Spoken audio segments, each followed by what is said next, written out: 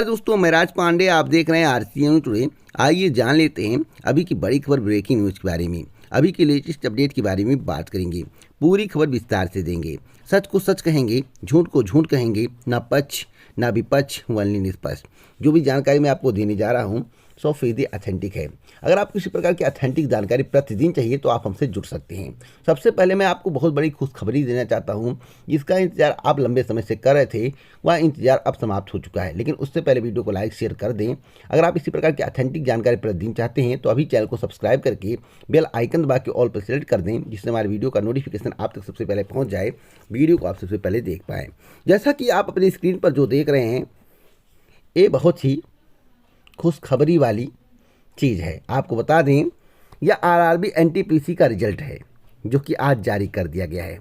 अब जो इसको क्वालिफाई कर लिए होंगे, आरआरबी सीबीटी 1 की परीक्षा को क्वालिफाई कर लिए होंगे, वह नेक्स्ट स्टेज पर पहुंच जाएंगे।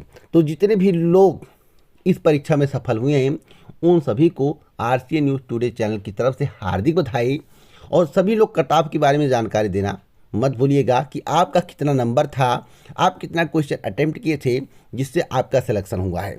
तो कमेंट बॉक्स में तुरंत बताइए कि आपके कितने नंबर थे, कितने लोग सिलेक्ट हुए हैं। सब अपना नंबर लिखें, अपना नाम लिखें, जिससे लोगों को जानकारी मिल सके कि वास्तव में लड़के में दम था, इसलिए क्वालिफाई किया। मैं ईश्वर से कामना करता हूँ कि आप लोग नेक्स्ट स्टेज को भी क्वालिफाई करें।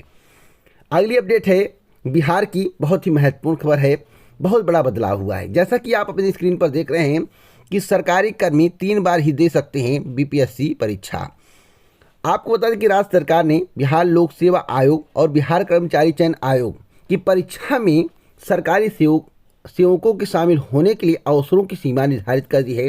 बीपीएससी और बीएसएससी की परीक्षाओं में कोई भी सामान्य अभ्यर्थी कितनी बार भी शामिल हो सकता है, लेकिन सरकारी सेवकों के लिए इन परीक्षाओं में शामिल होने की अधिकतम सीमा 3 बार तय कर दी गई है। यानी कोई सरकारी सेवक 3 बार से ज़्यादा इन परीक्षाओं में शामिल नहीं हो सकते हैं, जबकि सामान्य अभ्यर्थी के लिए ऐसी कोई सीमा नहीं होगी। हालांकि इन परीक्षाओं के लिए निर्धारित उम्र सीमा पहले ही की तरह लागू रहेगी। उम्र सीमा में कोई बदलाव नहीं किया गया है। इससे संबंधित आदेश सामान्य प्रशासन विभाग ने सभी विभागों के अलावा डीजीपी, आयुक्त, डीएम, बीपीएससी, तकनीकी सेवा आयोग, बीएसएससी समेत अन्य सभी महकमों को जारी किया है। विभागीय प्रधान सचिव संचालन चंचल कुमार के स्तर पर से जारी इस आदेश में कहा गया है कि किसी सरकारी सेवा में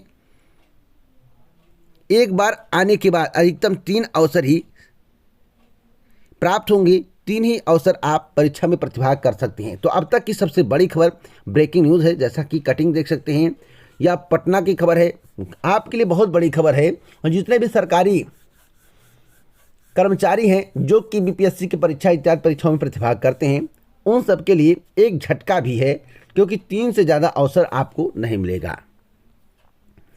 अगली अपडेट है उत्तर प्रदेश को लेकर। जो बिहार में व्यवस्था लागू की गई है, क्या उत्तर प्रदेश में व्यवस्था लागू होगी? तो इस पर अभी कुछ कहा नहीं जा सकता है।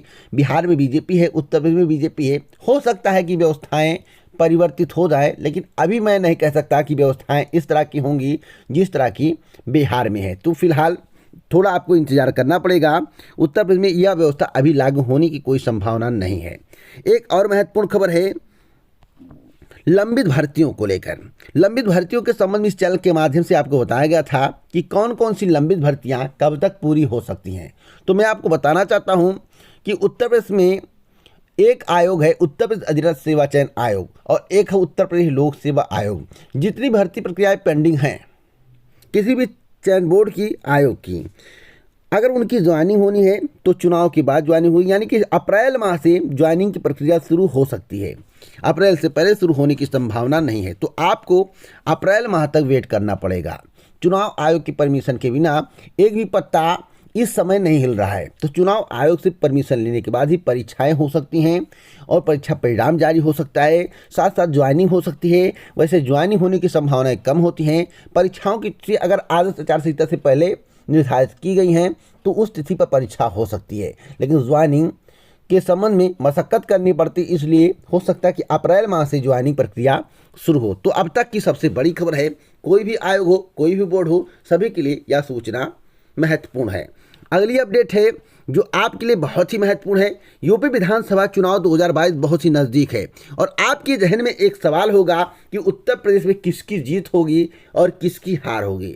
मैं आपसे बताना चाहता हूं, जिस तरह से दल बदल का दौर जारी है, कोई इस पार्टी से उस पार्टी, कोई उस पार्टी से इस पार्टी में जा रहा है, उससे यही महसूस होता है कि जिसकी नैया डूबने वाली होती है उसमें से ज़्यादा लोग भागते हैं। लेकिन एक तर्क यह भी दिया जाता है कि जिसके टिकट कर रहे हैं वह भाग रहे हैं। लेकिन मैं आपको बताना चाहता हूं, जिसने यूपी में जातीय समीकरण को साध लिया, बातों को समझिएगा, जिसने यूपी में जातीय समीकरण को साध लिया उसी की विजय निश्चित है।